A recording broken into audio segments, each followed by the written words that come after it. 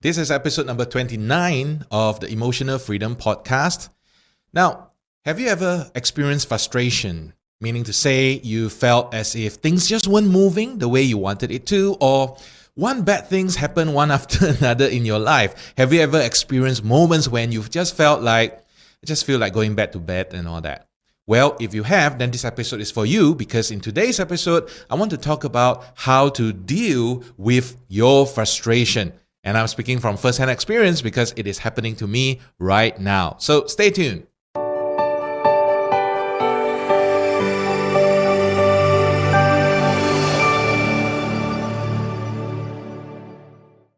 Hi, I want to welcome you to this podcast. My name is Luke Bong. I'm your host.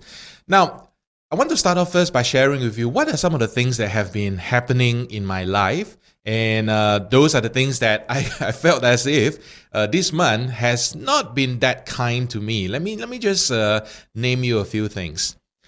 Okay, firstly, I just had a portion of my office ceiling collapse. There is now a big hole on my office ceiling because suddenly it had a heavy rain for a few nights, and there was this clogged up part on the roof.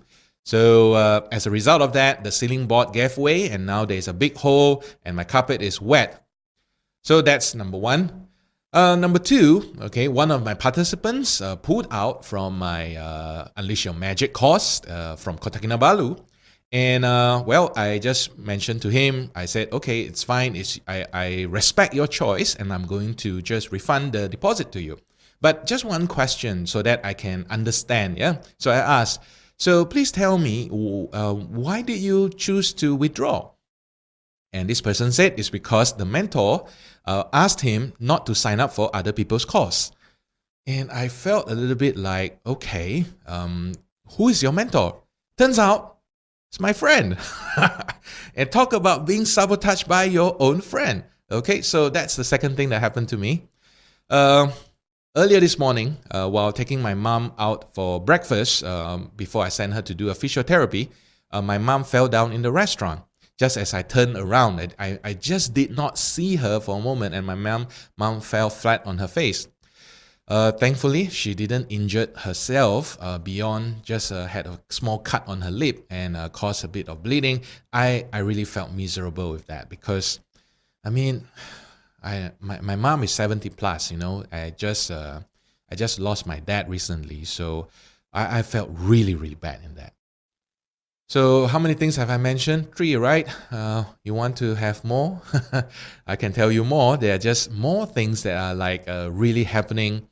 And these are things that I think people don't really wish on another person. For the very reason it's just a series of misfortunes, yeah, one after another. And they are all happening almost at the same time. So in fact, I'm almost tempted to just, shout out loud at the beach, just say, what the dude is going on right now? Give me a break. If you have ever experienced this kind of misfortune, this kind of experiences and all that, I want you to know, I feel you, man. Okay, or woman, I feel you. It's no fun. It's no joke. All right. And it's also something that really drains the energy. It really makes you question yourself. Am I doing the right thing? Why is things not moving? Why am I stuck and all that?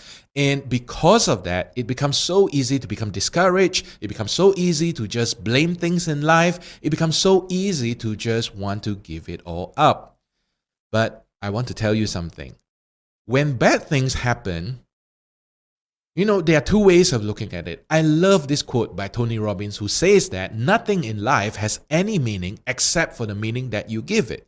So if you choose to give bad meanings or, lousy meanings to these misfortunes, then they become the reality for you. They become the truth for you in your life. So in other words, those things were happening just to torment you, make your life a living hell.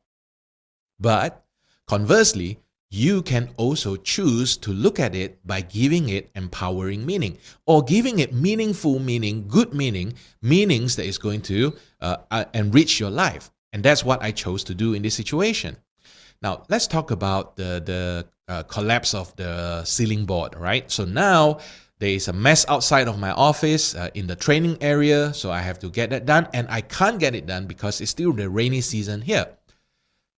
So what's so good about it, right? What's so good about it? Well, I reasoned that because right now my course is not running yet, and it won't be running until end of this month, that means that I will have time to repair it. Can you just imagine if, let's say, it happened during the middle of the class and suddenly, psh, and people get injured instead? But now there's just a little bit of, a mess out there, so it's not convenient. Yes, I have to go and clean it, etc. But it's the best that could have happened in a terrible situation. And for me, I felt thankful that it has happened at the right time. So what happens is now I can get it sorted out so that the next time around when there's rain going on, I don't have to worry about it because it has been repaired already. And that's the way I look at it. Now, when it comes to the situation about, being sabotaged by my seemingly friend from this industry of training, coaching, well, it just tells me that people have all sorts of characters. And that's just the way it is. That's just the way it is. And it's good that I understand. It's good that I know rather than, I don't know the reason for it. Because, frankly, to tell you the truth, when that happened, the first thing on my mind was, is it something wrong with me? Is it something that I didn't do? Is it something that I did wrongly? Come on, when things like that, when disappointment happen, it's just so easy to blame ourselves, right? I'm a human being. I'm just like you. But to be told the truth that it was because someone put the strings at the end, which sabotaged the situation, that really made me understand that, so it's not what I did. It was what someone else did. And that's fine with me because it tells about a person's character. So I know who I can trust and whom I shouldn't be trusting so much.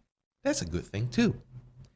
And when my mom is concerned, it just tells me that I have to be more careful. I have to be more vigilant. Don't even think for a moment that I can just be, think everything will be okay. Just have to take care of it. Make sure that my mom carries a walking stick. She doesn't want to carry a walking stick, you see. I think it's because of pride. She says it makes her look bad. But now there's no more excuse. She's not going to carry a walking stick. So it tells me that it has to be done. So to me, I really do think that when these misfortunes happen, when we look at it positively or when we look at it from the perspective of what can I learn from this? What can I benefit from this? It can actually give us a lot of meaningful things. It can give us a lot of useful ideas even. And it can also point us to the right direction. But only when you choose to view it from the perspective of it can be something good. So if you are going through any of these moments whereby you are frustrated, you are going through quote unquote hell, don't give up. Although the temptation will be strong to just forget about it, just give up about it, right? Just give it all up, forget it. You may be absolutely tempted to do that, and I would be the first person to tell you that's okay. And I can feel that. I can feel you. I can understand that. It's okay to feel frustrated because if you don't ever feel frustrated, then it really just means that you don't care enough. Does it make sense to you? The reason why you feel frustrated is because you really care about something so much, and when it's not happening yet, you feel it. Now, what is the opposite of frustration? It could be all sorts of things, but I choose to feel like the opposite of frustration is I don't care. Now, imagine in a relationship, if you're not frustrated in a relationship, the opposite could be I don't care anymore. Who cares? All right? She doesn't talk to me. Who cares? But she doesn't talk to me and I'm frustrated. And that just means that you still care enough. And that tells you you need to find a better way to deal with the situation. So I hope you have enjoyed today's episode. I want to thank you so much for joining me. And I look forward to seeing you tomorrow.